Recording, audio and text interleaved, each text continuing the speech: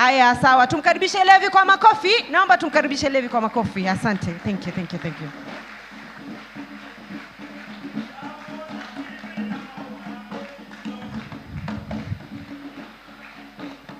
Simuimbe basi.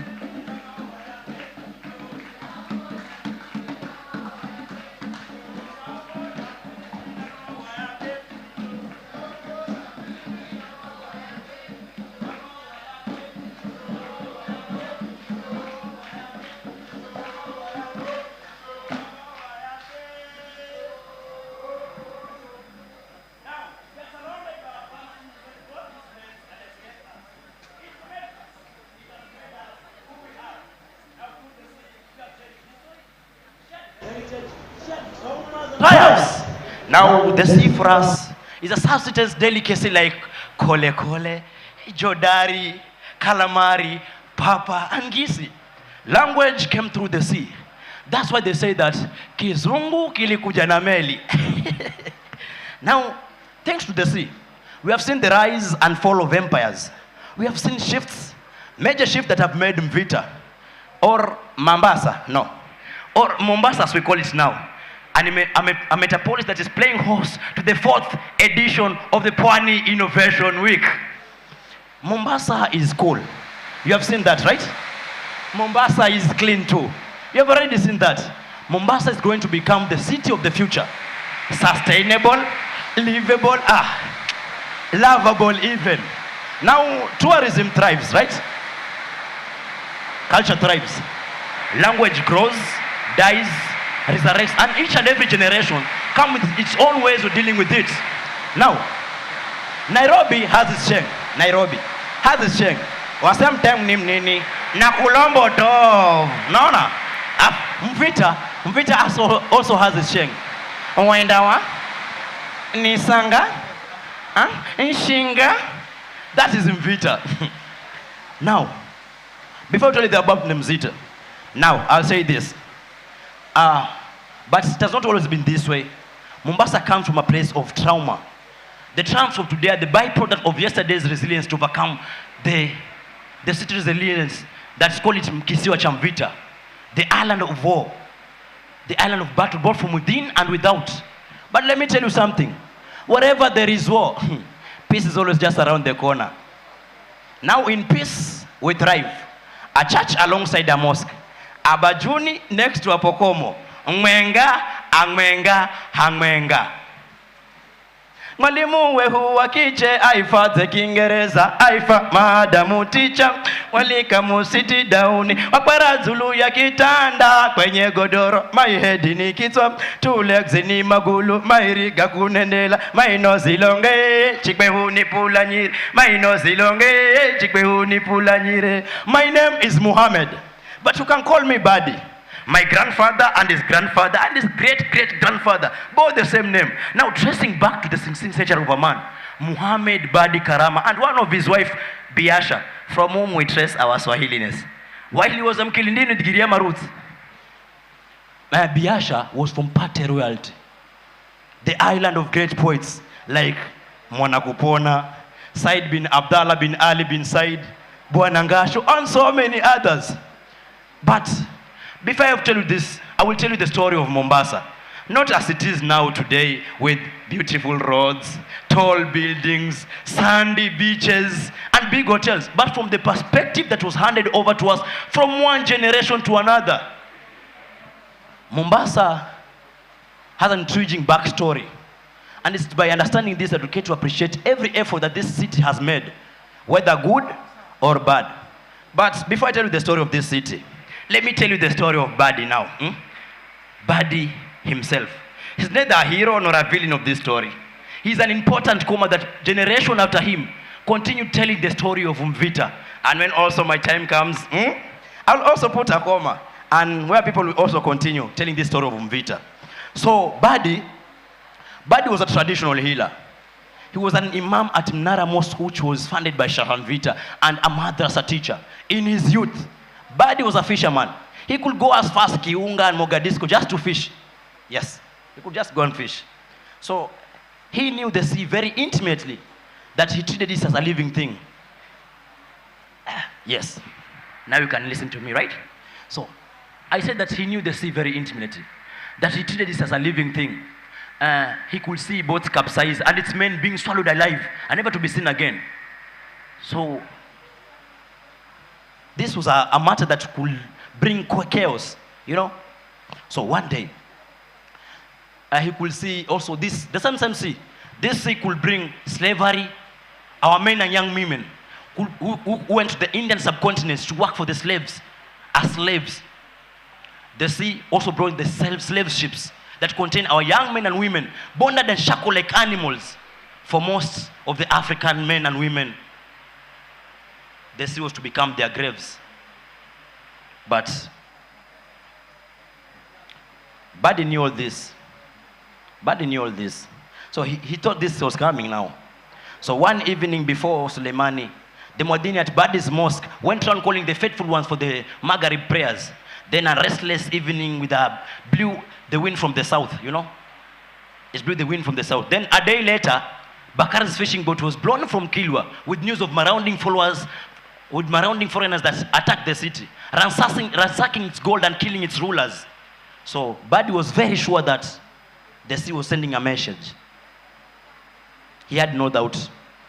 He had seen this coming. The people of Mvita were becoming headless in offerings annual sacrifice called Kafara ya Mji at Juelaumbo and Mzimle. Mzimle, by the way, Mzimle is the place now you call Mamangina waterfront. Yes. Yeah, Mzimle. That's the Mamangina waterfront now. So this city had to be protected by the annual sacrifices called Kafara ya Mji. And the Kafara ya Mji was the city armor against the attacks and the natural disasters. Yes, that's it. So, slow and slow, things changed. Things changed. Mvita could lose its property. Mvita started fighting, just trying to reclaim everything that went above and everything that was to become. Yes. So Buddy saw the coming of Portuguese, witnessed its barbarism, and later on, he later died before Fort Jesus was built. Now his sons and grandsons lived through this, and so when Fort Jesus was born, until when Portuguese exchanged hand with the Portuguese, to the British, to the Omanese. But Buddy was to lead the delicacy of the Waswahili. Yes. But still Mvita stood strong for the revolutionaries. But here now we are now. Mvita, peace came, but war could not leave Mvita. Mvita and war was like hand in glove. So one should wonder why, what if the city could acquire a new name like Amani? Would the same name have the same meaning? No. It was not even that Mvita was called Mvita, by the way. It is from the burnt ground that life germinates. So it's all of us, we should agree with Buddy that Mvita did not invent that it calls Mvita. It's through the fighting and everything. So the burnt ground that offered and life germinates, that's all. So here we are now. We are celebrating the Mvita, a larger metropolis that we have now, at the second largest metropolis in Kenya. Here we are celebrating, hosting the 4th edition of the Pwani Innovation Week. And it's true by the cultural diversity that welcomed and ushered in the Indian subcontinents working with us. Ushered in the gateway of the Kenyan-Uganda Railway. See, now we are here, the cultural diversity, and it's through the Indian subcontinent that brought the exchange of everything, the cultural and the food, like chapati, pilau, biryani, and spiced tea. So here we are now. When we're celebrating Mvita and the whole Mombasa, we should remember its people. The poets also did a good thing by writing every poet, and that's, they also seconded the warriors. Here we are now celebrating the war that Mvita fought to reclaim its adversity and what it has right now. We should celebrate like people like Almin Mazrui, who wrote the Kisima, who wrote the book like the Kisia Historia, like Abdul Latif Abdallah, who wrote Sauti ya Dhiki, and he was a political prisoner. So all this, we should have in mind that we should celebrate them. And also remember, like Sharif Nasir the late, whom we have who headed over our honorable governor, Abdul Samad, the gorgeous one, our excellency. We are now celebrating the diversity, celebrating our own Vita, our own cultural diversity, and everything. We should all celebrate and be happy hosting this Pwani Innovation Week. We should understand why this is meant to be this. Now, thanks to the sea, we have seen the rise and fall of empires. We have seen shifts, major shifts that have made in Vita a greater metropolis that we have today, a metropolis that is playing host with the 4th edition of the Pwani Innovation Week. Naomba tumpigie makofi, lakini usiondoke. Simama hapo hapo, simama pale. Simama hapa hivi. Asante. Lev, naomba tuongee. Tuongee mimi nawe. Mimi I respect the panel ambayo imekuwa hapa kwa stage.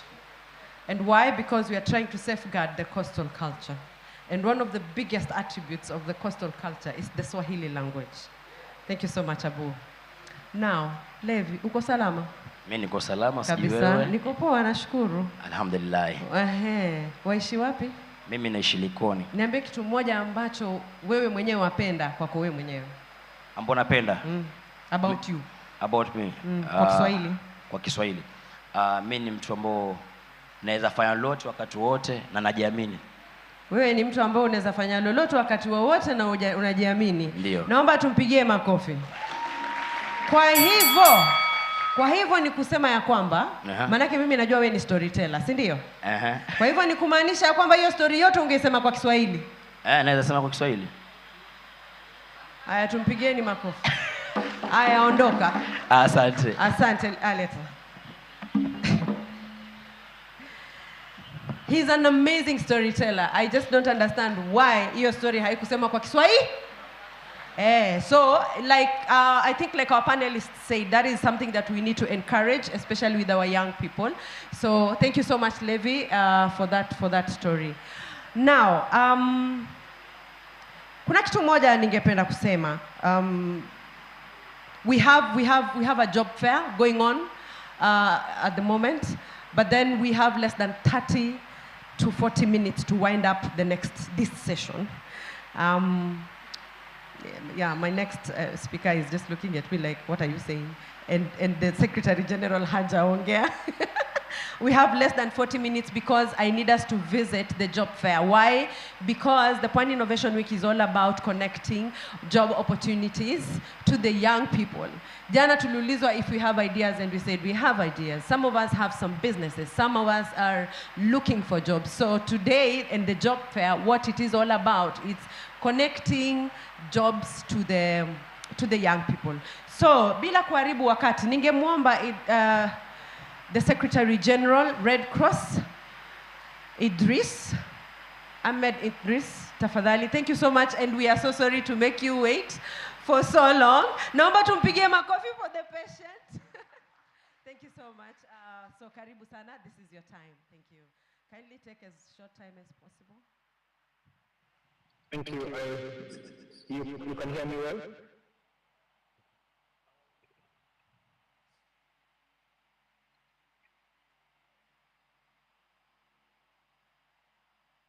Just confirming if I'm audible, then I can continue.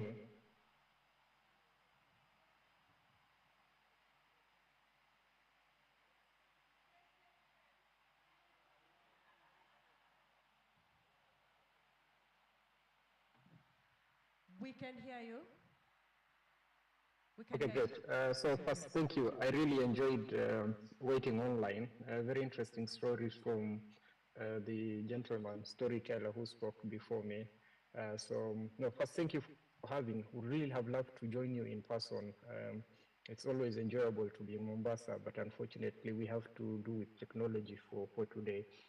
So when Mahmoud asked me to, speak to you, I was a bit frightened because I didn't know what to really say around the topic itself.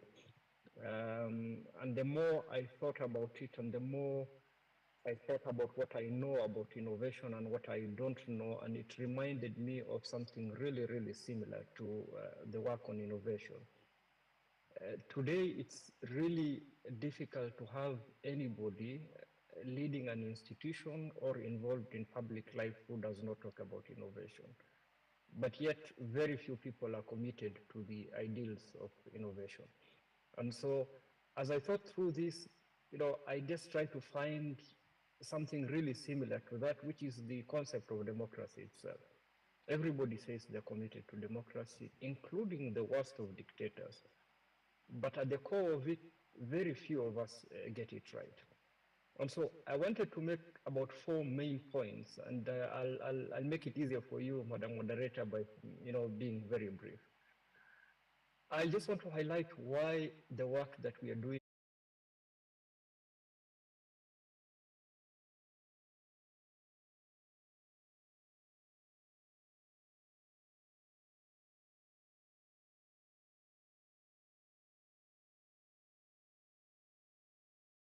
central pillar in the democratization agenda, and therefore 2 sides of the same coin, and for 7 reasons.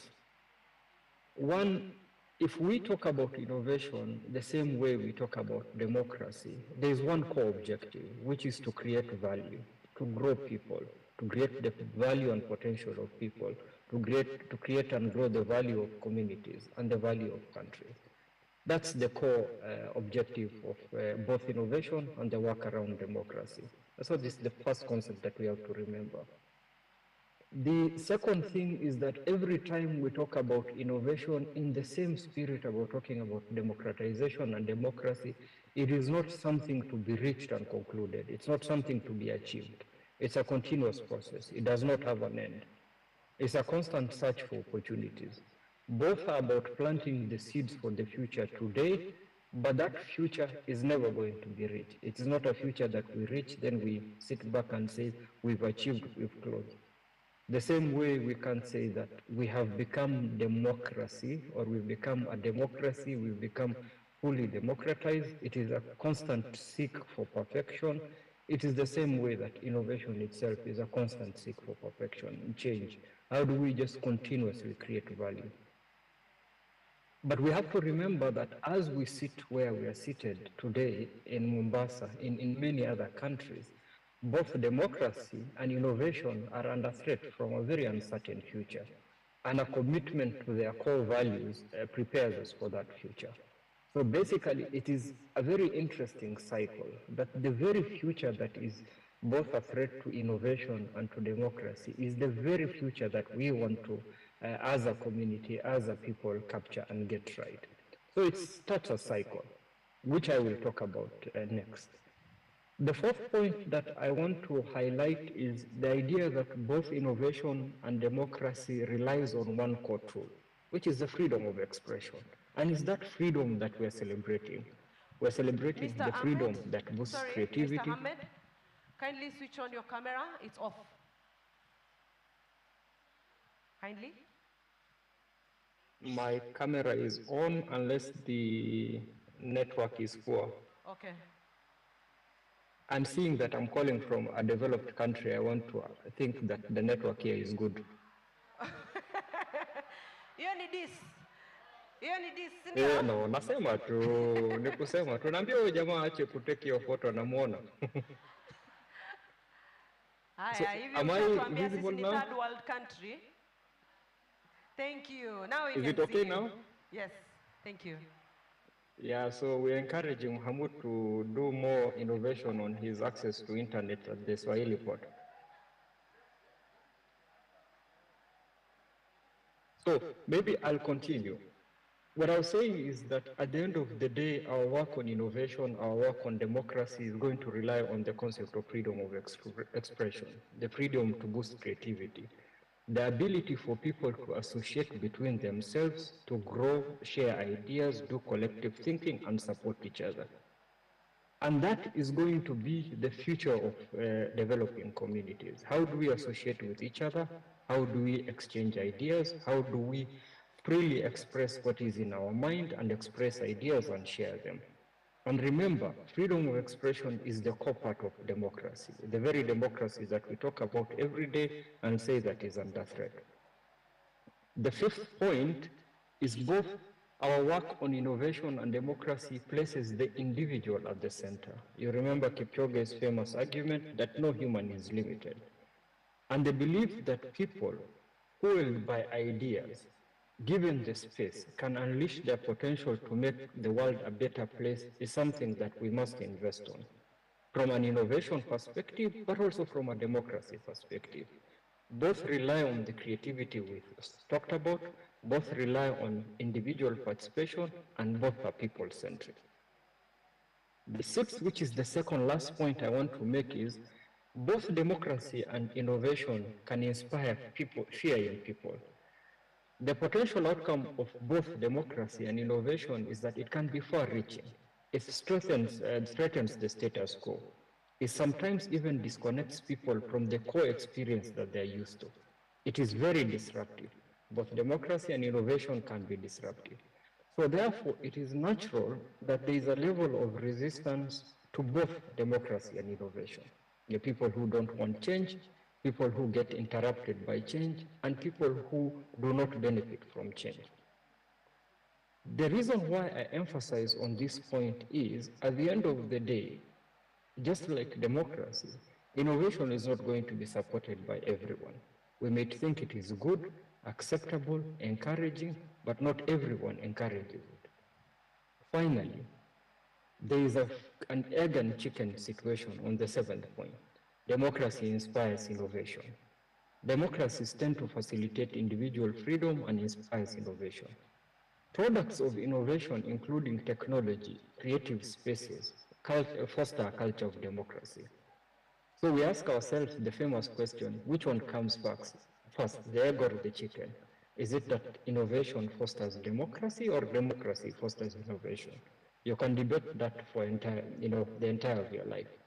But the core conclusion is, with certainty, whichever came first does not really matter. The relationship between the two is positive and clear. We can't be talking about innovation if we do not have democratic spaces. And at the same time, innovation increases the role of democracy and the growth of democracy. So, just a concluding remark. What is the commitment of innovation and digital learning? What is it that you are doing this week and many other weeks when you talk about innovation? I dare say that every time we speak about innovation and digital learning, all we are talking about is democratization of information and fostering a culture of learning. Democracy is not just about voting.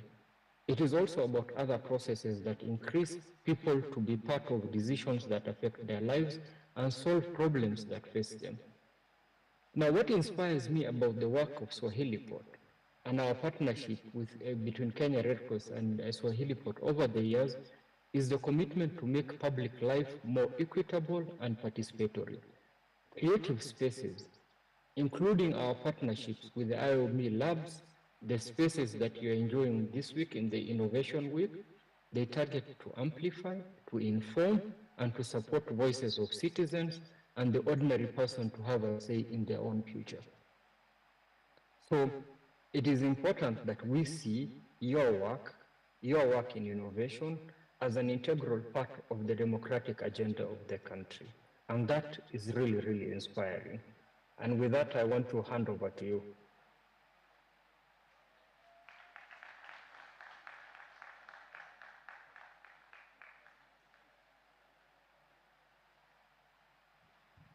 Thank you so much, Asante Sana, Ahmed Idris, that is the Secretary General wa Red Cross. I like what you said last. You just asked like what's the commitment for this week? And for me, it's all about what is the commitment for us as Swahilipot Hub, who've organized the PIW, and then also for the attendees, for us, the delegates who are attending this Innovation Week, what is the commitment for us? So for me, it's a two-way. And again, I like what you said about people being able to make decisions that affect their lives. I am sure this week there are people who are going to make very, very important choices or decisions about their lives, and especially about their careers, because that is why we are here. So thank you so much. So as we transit to the next session, there's only one thing for me I want to learn in the next session. And maybe I just want to ask a question to a young person. I need a young person. Shikonjo. Come. Naomba tumpigie Shiko makofi. She's one of the volunteers of Swahilipot Hub and has done an amazing job during this Pwani Innovation Week. So I have a question for you. What is the life you imagine? For me, or as a resident of Mombasa? Achana na residency of Mombasa. You should go first. A life I imagine. A master's degree in international relations and diplomacy as a UN woman. That is the life I envision. That is cool. Like, so, after the master's, so? After the master's, being an advocate for community resilience and youth development at a platform bigger than myself.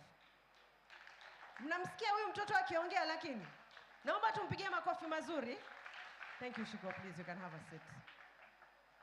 So for me, this next session, I just want to understand, because I want to understand about stepping into the life that I imagine, that us as young people imagine. So how do we navigate through that? And I would like to invite our drummers here on stage to invite the next speaker as she comes on stage. Ziguruma dancers. Naomba tuwapigie makofi. Tafadhali tuwapigieni makofi mazuri. Asanteni sana.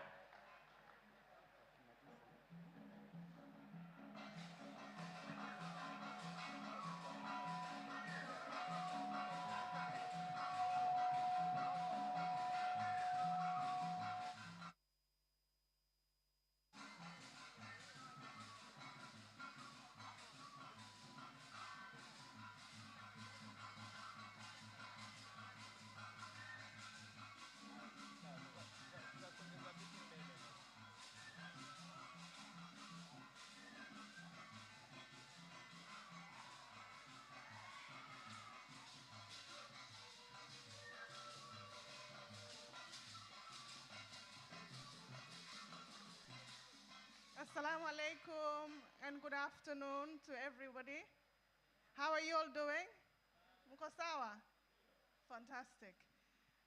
The next session you're going to have is a very powerful one, and I urge you all to listen carefully, take your notes, and learn. Of course, I won't be taking the session, but I'll be introducing the wonderful, powerful, phenomenal woman who will be coming to teach us this afternoon. And in August this year, she actually invited me and took me to Tanzania, Dar es Salaam for the first time. And I have to say, watu wa Tanzania are extremely hospitable and very warm. Give it up to TZ. You guys are absolutely amazing. So, Madiha Tabman wears a lot of hats. She's a financial guru, she's a life coach, and she mentors, and she's also now an author of a wonderful book called Survived and Thriving. This book has already been launched in Dar es Salaam, and she has received an overwhelming support from the people of Dar es Salaam and Tanzania. It's available in the bookshops of Tanzania. It is also rated 5-star. How many stars? 5 stars on Amazon. It's also available on Barnes & Nobles, Goodreads, and it's a phenomenal book about her life story. She shares her voice on the difficulties, the pain, the darkness, the adversities that we all go through as human beings. But she urges us to face our realities. And each section, each page of the book gives us knowledge and wisdom to proceed and how to overcome and navigate, accept our realities, we face them, and how to navigate and overcome our challenges. I understand that we currently don't have much time, so I would like to invite all of you to find out more about the book and to understand the story of this phenomenal woman, to come to Swahilipot on the 16th of October, which is Monday afternoon, at the Ali Mazrui Hall, and to come and see the author. She'll also, will launch the book, and she'll also sign the book for you all. She's also the chair of Pure Pearl Foundation, and she is going to be giving proceeds of her book to support the women and the girl child and the women empowerment in Mombasa. She is born in Mombasa and from Mombasa, so I'm hoping that we give her the overwhelming support that she received from Tanzania, because she's our very own. So kindly let us support her and encourage her and welcome her to the stage. Mahmoud, sorry. Before she comes to the stage, Mahmoud wants to. It's important to mention she's the granddaughter of the first Diwali of Mombasa. Mahmoud wants to say something about our speaker as well. You know, she shies away from one important part of history and culture. How many of you know the first Diwali of Mombasa and Oman? The first Sultan, not Sultan, Sultan ndio governor, sio? Anaitwa nani yule wa kwanza? Yule liwali wa Mombasa wa kwanza? Mbarak Hinawi. Now she is the granddaughter of Mbarak Hinawi. It gives me great pleasure and honor to welcome Madiha Hinawi Tubman to the stage. Give it up for her.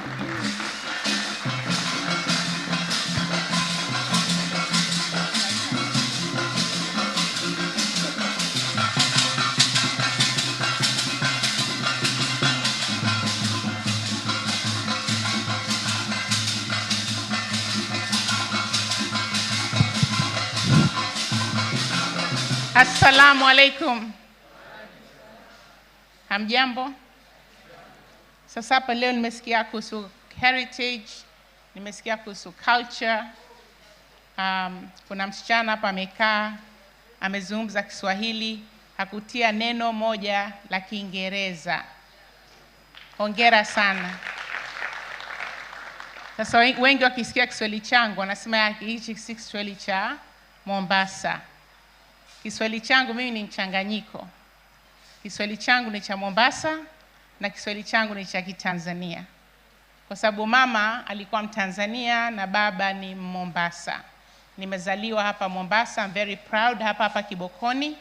So literally a stone throw away. So asanteni sana, asante Swahilipot, waheshimiwa waliokuwepo hapa, mabinti wengi, vijana wengi, sioni wazee. Wazee wenzangu wako? Mpo? Sawa. Karibuni pia. Mimi watu wengi wakinitizama wanasema ni kijana, lakini mimi si kijana. Mimi na miaka 62.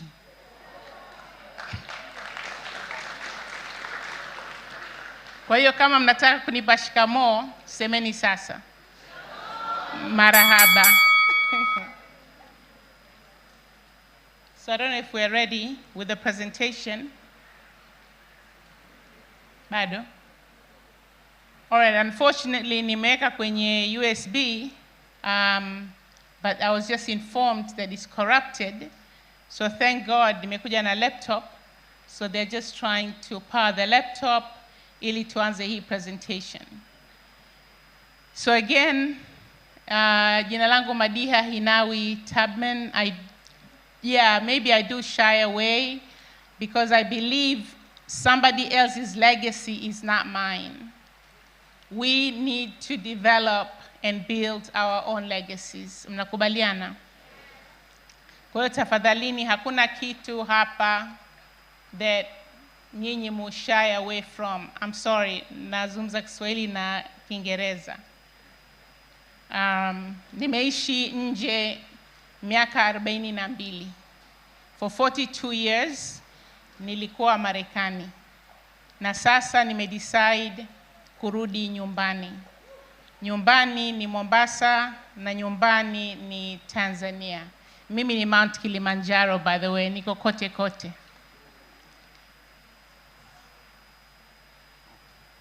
This presentation is, as I was told, it's a masterclass. So I prepared it as a masterclass. Time is of essence. So I'm literally pushing so we can start. Ili najua wengi wenu mna njaa, mnataka kwenda kula, so please bear with us. We'll start shortly.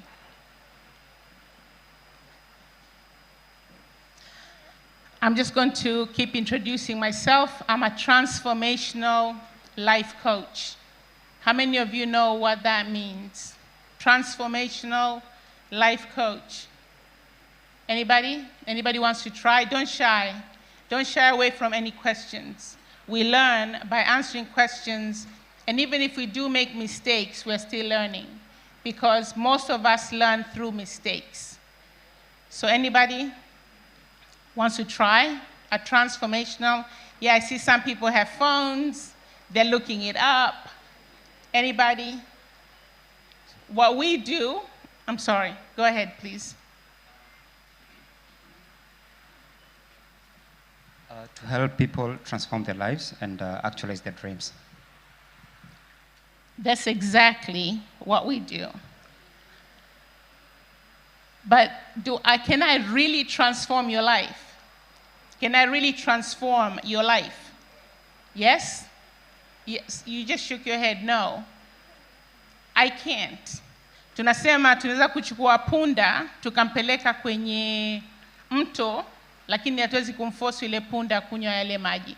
We can take a donkey to the river, but we can not force that donkey to drink the water. So I'm not the one who does the work. You do the work.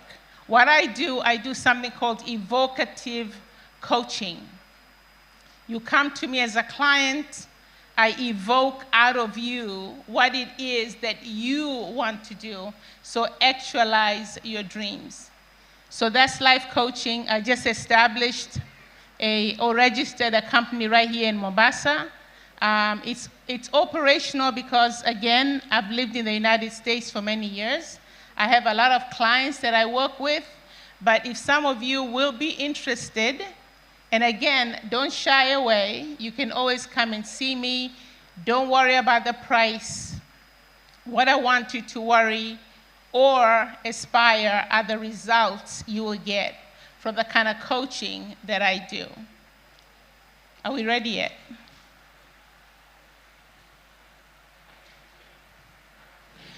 So Dr. Lulu just, you see I'm not stopping. So Dr. Lulu just introduced my book. I wrote this book, Survived and Thriving.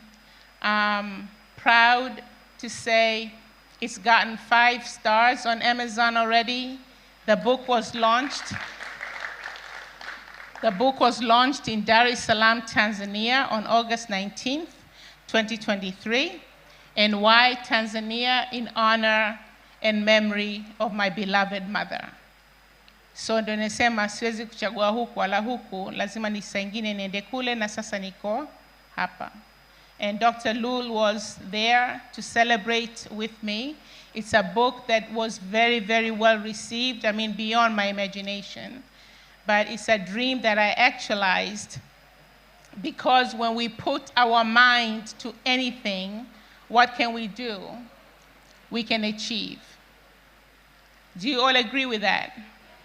When you put your mind, I don't care what your condition is, I don't care what kind of family you're born in, I don't care if your family was poor, I don't care if you do not have an education.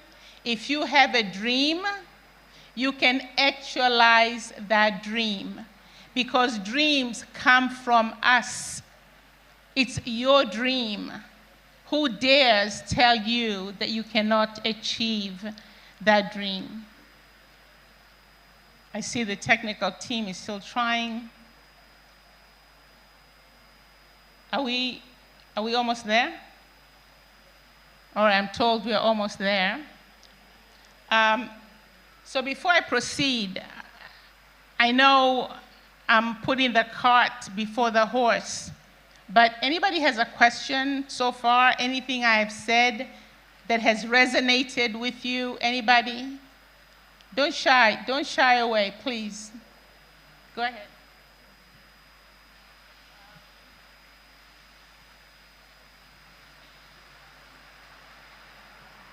Hi there. Since you've told us that you've worked with a couple of clients, so can you maybe tell us a bit about the most impactful experience that you had with a client, like the most inspiring transformation that you made in someone's life? Thank you so much. There's a lady in Tanzania. She's a young lady. I gave a workshop one time, and she approached me, and she asked if I can coach her. Now, my fee is not cheap, but what we do work called pro bono. Anybody knows what that means? Lawyers in the house? It's free of charge. So I took her under my wing. I worked with this young lady. She not only finished her master's degree, she actually left Tanzania for further studies. She's just completing her law degree in Scotland, and she's on her way back to Tanzania. This is a girl who had no sense of direction, because all she kept telling me was, I can't. Now, I can't, those are words we use when we basically give up on life. I can't. So if you can't, who can make you do it? So when she told me she can't, I told her she needed to change those words into I can. Who is one of the most powerful person in recent years who used the words I can and we can and became one of the most influential, powerful politician, president in this world? Anybody? Say it again. Exactly. Now, I was on the Barack Obama campaign, by the way. We worked extremely hard because all we kept hearing was, there's no way the United States can have a black president. There's no way America will elect the black president because America is not yet ready for a black man to be president. Was he president? How many terms? And guess what? If there was a way to change that Constitution, Barack Obama would still be president of the United States. Unfortunately, we have to stick with time limit. Oh, great.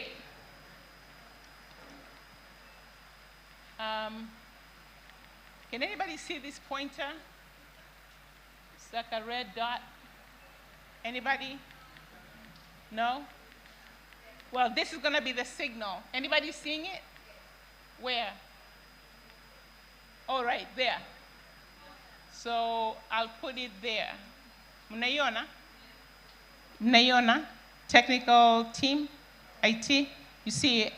All right, so this will be my signal to go to the next slide. Is that okay? Or where should I point it where you can see it better? Huh? Just say next. Okay. All right, so I guess this gadget is useless. Well, this gadget is not really useless. It works very well if I had my laptop and I can actually control it. But it's not useless. It's good. Sorry for calling you useless. Anyway, so Pwani Innovation Week, October 4th, 2023, Masterclass on Cultivating a Growth Mindset for Empowering Youth, presented by me and that's my company name, DD Squared Inc. Next, please.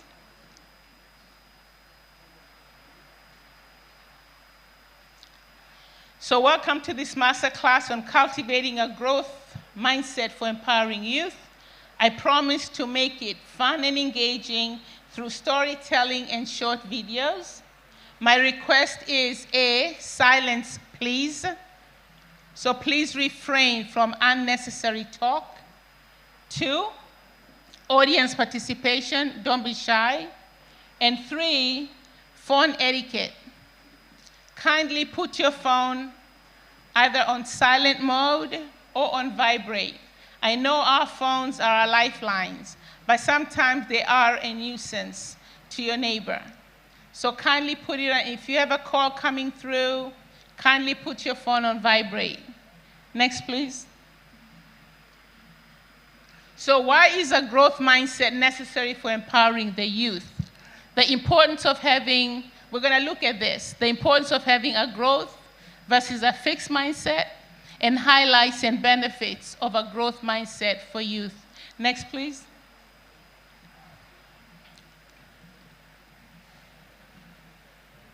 Carol Dweck is an American psychologist.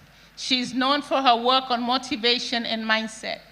She wrote a book, Mindset, How You Can Fulfill Your Potential, which I recommend you to highly read. I am using a lot of her work to make reference to in order to teach this class today. Next, please. So definition differences between a growth and fixed mindsets. A growth mindset individual believes that intelligence and talent are ongoing journeys through which anyone can improve. Basically, we need not be stagnant. Versus a fixed mindset. These are individuals who believe the opposite, that talent and intelligence are static and cannot be improved upon. Basically, we are doomed based on condition-based thinking. We are not our circumstances, nor are we our conditions. If you were born in poverty, a very famous guy, his name happens to be Bill Gates, said, if you are born poor, it's not your fault. But if you die poor, whose fault is it? Yours. So condition-based thinking. Don't look at where you're from, where you were born, what education you got. Just know that that was your condition, that was your past. It need not dictate your future. Carol Dweck, in her research, was able to demonstrate how a shift in perspective can improve one's outlook on one's career, friendships, relationships, and pursuit of one's goals. To achieve our goals, we need to stop thinking of ourselves as static individuals and instead adopt a growth-oriented, open-minded perspective. This is important for our young people to know and understand and heed in order to change their perceptions. Next, please. So Wayne Dyer said, if you change the way you look at things, the things you look at change. So what does this mean? It suggests that our perspective and mindset can profoundly influence our perception of the world. By shifting our viewpoint, we can alter how we interpret and respond to situations, ultimately leading to a different experience or outcome. It highlights the power of attitude and perception in shaping our reality. So 1, if you are faced with a situation, we either react or respond. I'll give you an example. I come to this gentleman right here, and I start to curse him out. I'm cursing him. He has 2 options. One, he can react, and that's what most of us do. He'll get up and he'll start to attack me back and curse me back. He never gave himself time to think. If you give yourself time to think, you're going to change that. That is, you're going to respond by taking your time and start to think, where did that stem from? Why is she cursing me? She's going to change the reality of what is about to be maybe a fist fight. Maybe he could jump me and start hitting me, or me hitting him back. But we could come to a realization that maybe he heard I said something and referred it to him, so as opposed to reacting, he responds. Are we following? Okay. The second one is, let's say there's a burning building. Two people on one street, their houses are burning. One person looks at the burning building and says, oh my God, thank God I'm out of that house. His house is burning, his things are burning, but he's thanking God for life. The other person is saying, oh no, I lost everything. Same situation, two different reactions. So it's how you look at things. Things change. Next, please. So again, we're back to Carol Dweck. The passion for stretching yourself and sticking to it, even or especially when it's not going well or all you see are obstacles, is a hallmark for the growth mindset. This is the mindset that allows people to thrive during some of the most challenging times in their lives. The next slide is a video which kindly watch. Could you please play the video? And please have the volume up. It's there. You just have to play the... You can't? Really?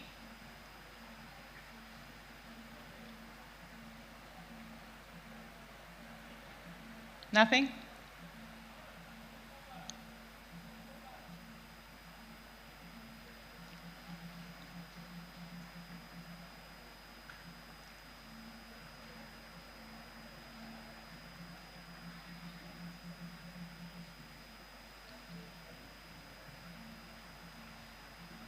Technical team, nothing? A second? So what we do when we teach these master classes is important to tie storytelling, the teaching, and videos that tells a story of how someone has overcome adversity. That's why it's very important. Can you?